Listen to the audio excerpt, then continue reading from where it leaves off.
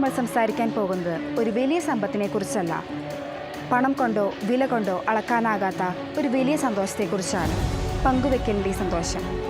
ഒരു പഴമൊഴിയുണ്ട്, കൊടുക്കുന്ന കൈയാണ് ഏറ്റവും അനുഗ്രഹിക്കപ്പെടുന്നത്. നമ്മൾ പങ്കുവെക്കുന്നത് ആഹാരമോ കളിപ്പാട്ടമോ പുസ്തകമോ മാത്രമല്ല.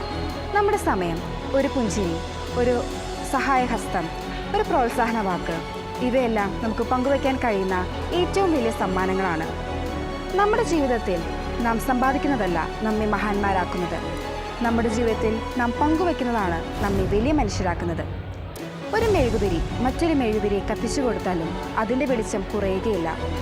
അതുപോലെ തന്നെ നമ്മുടെ സന്തോഷം, സ്നേഹം, അറിവ് എന്നിവ മറ്റുള്ളവർക്ക് പകർന്നു നൽകുന്നതിലൂടെ അത് കുറയുകയില്ല, മറിച്ച് വളരും.